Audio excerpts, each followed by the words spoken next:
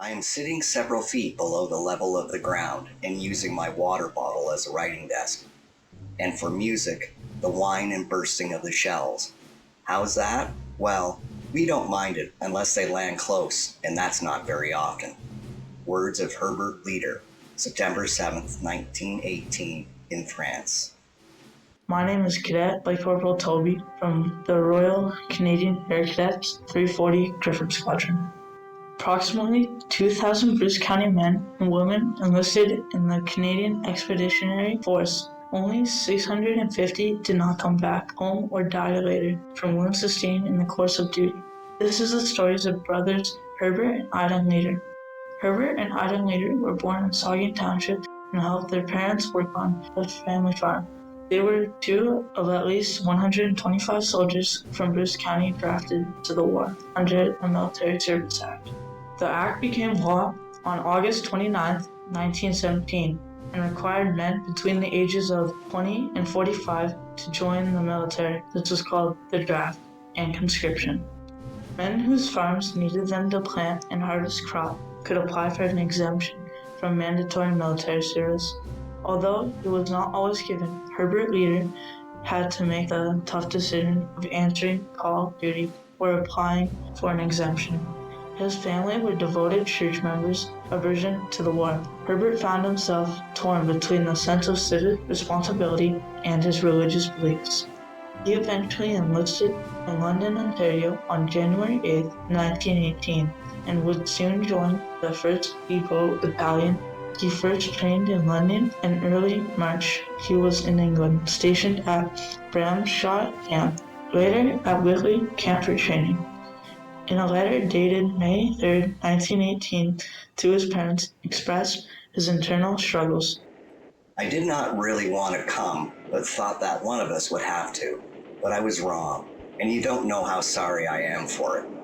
I am praying that the Lord sees fit, that he will allow me to come back to you again. Herbert's older brother, Arthur Iden Leeder, was also drafted, and he enlisted on the same date as his older brother. Iden, however, did not have to go to England until several months after his brother in the summer of 1918. Meanwhile, Herbert continued to write home. In a letter dated June 23rd, he writes, My, if only I could have realized the value of church services sooner. No one knows what it is to be here and see the evil of every description and think of what I left. I know it is my own fault. I certainly see things in a different way than I did. I now realize, too late, what church means. It is everything. I hope that I have not brought discredit upon the church with what I have done. However, Herbert remained committed and completed his training by June 1918. By late August, he was transferred to 31st Battalion, stationed in France. He continued his correspondence instead of focusing on negative war experiences. He often wrote the beauty of the French countryside, which reminded him of the Bruce County farmland. He also commented on the techniques of old-fashioned equipment French farmers used to harvest crops compared to what he was used back home. On August 17th, the brothers briefly reunited in England at Whitley Camp, with Herbert writing, Just a half a day, but of course that was better than not at all. Herbert's last letter home to his family was dated September 25th, 1918. He closed it with, I am feeling fine and hope you are all the same. On October 11th, 1918, the 31st Battalion started their offensive campaign in the Battle of Evie. They encountered heavy enemy fire before even reaching the Evie village. Herbert Leeder was one of 6 soldiers of the 31st Canadian Battalion that was killed in action that day. Herbert is buried in Niagara Cemetery, Evie, France. From Iden's diary, we learned that he heard of his brother's death over a month later. Iden himself remained at Whitley Training Camp and were never sent to the front lines. Although the armistice was signed on November 11, 1918, Iden did not return home to Bruce County until 9 months later, in August 1919. This was due to the challenges of transporting so many people back to Canada after the war. To sustain morale, the military promoted physical training, organized sports, and recreational activities.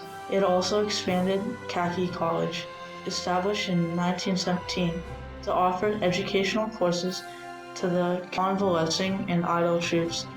Iden attended Khaki College agricultural courses. Over 24,000 conscripted Canadian men were sent to France to execute a continuous series of offensives by Allied troops, which led to several successes in the final campaign of the First World War, known as the 100 Days. Herbert and Iden Leeder are an example of the courageous commitment that many Bruce County families showed, sacrificing and serving, fighting and dying for our freedom. We thank you and we salute you.